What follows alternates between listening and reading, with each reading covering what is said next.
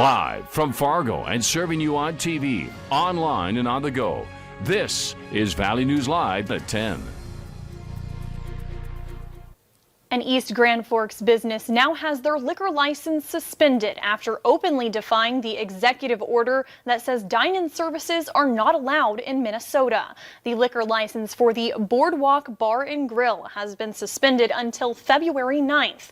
The Boardwalk reopened on December 9th and has reportedly stayed open since. This led to the Minnesota Attorney General suing the business and filing a temporary restraining order, leading up to today's liquor license suspension.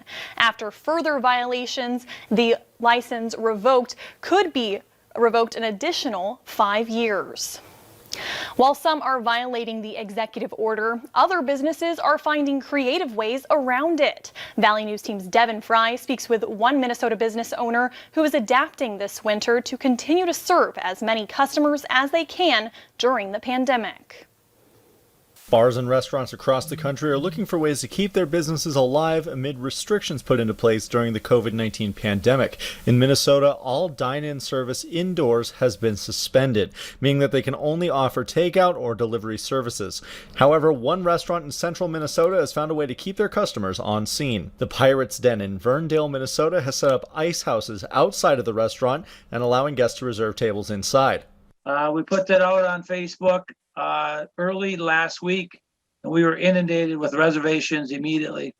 Guests can reserve an ice house for half-hour blocks and eat there. There are heaters inside, and the houses are insulated to protect them from the winter conditions. It's got thin insulation in between the canvases, so yeah, a little buddy heater, little electric milk house heater heats them up perfect.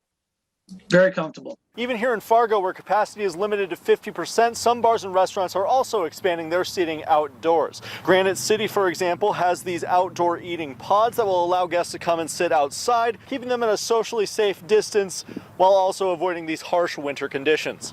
Hagen says that the reception has been warm for this unique dining experience. It's an innovative and creative way to just try to make ends meet until this crazy year is over with, then we move on to bigger and better things. Reporting from Fargo, Devin Fry, Valley News Live.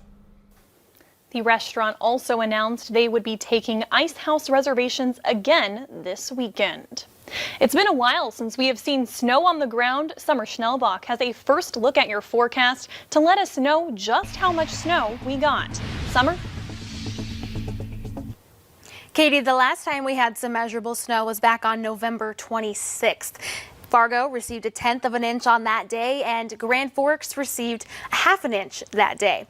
Looking live right now on our Grand Forks Home of Economy Skycam network, you can see that light dusting of snow that fell across our region earlier on today, and even a few flurries can be seen still floating around in the air. Now, putting this on an 18-hour time loop, you can see that scattered snow that moved across the valley as a cold front pushed on through, and then lingering snow throughout the central Red River Valley throughout the afternoon and really right on into the evening as well.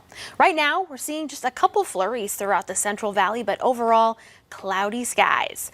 In terms of accumulations, many areas, as expected, received less than an inch of snow, but there were some reduced visibilities and gusty winds. 43 was the peak wind gust in Carrington, North Dakota, 38 in Jamestown. And Katie, temperatures are already falling. We're seeing some single digits.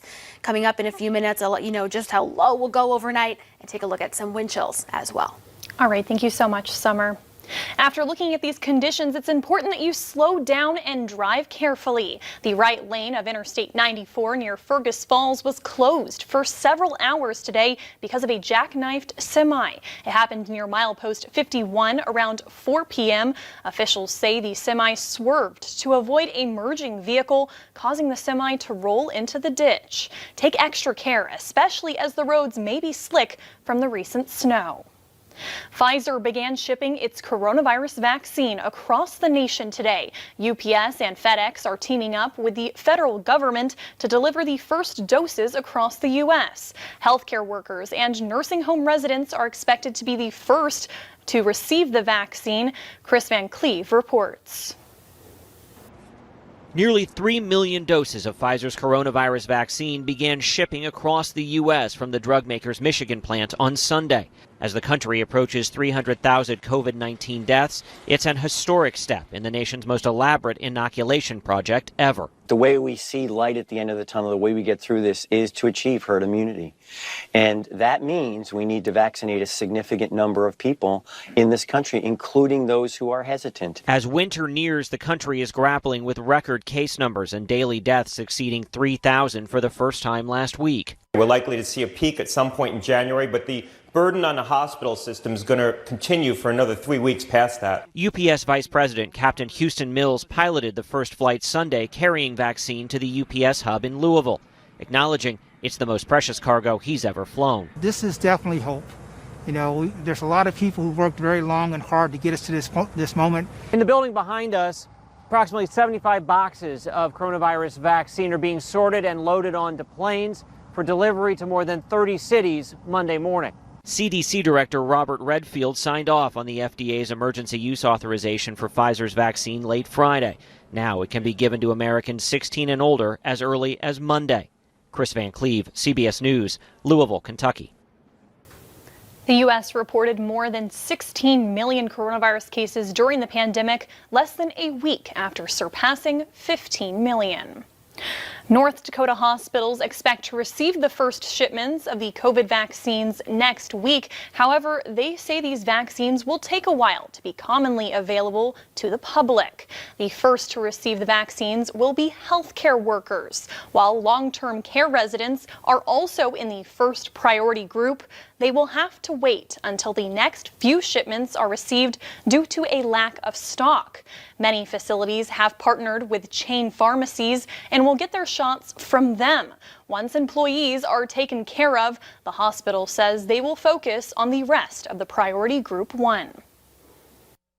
It'll take a little bit longer than, say, like a normal vaccine, but we're expecting, into the spring and summer that it should be widely available to the general public. Fritz says the delay is because of the requirements for documenting the vaccinations given and to protect the general public. Senate Minority Leader Chuck Schumer says a COVID relief bill will be presented tomorrow. And Senator Schumer says the Congress should not go home for Christmas unless a bill is passed. The details are being negotiated by the small bipartisan group known as the Gang of Eight. The Gang of Eight, 4 Democrats, 4 Republicans, is putting a package on the floor tomorrow, and that should be the basis for negotiations. The $908 billion coronavirus relief bill proposal has a large focus on providing jobless workers with weekly unemployment aid.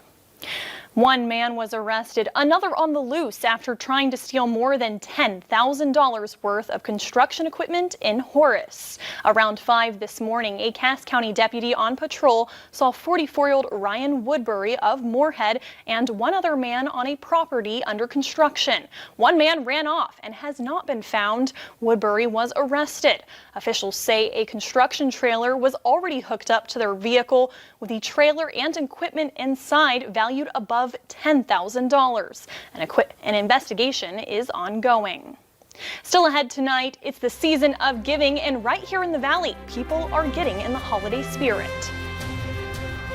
And we are gearing up for the coldest night yet this season. Our wind chill values are already falling into the single digits and teens below zero. I'll have an update to overnight lows and expected wind chills coming up after the break.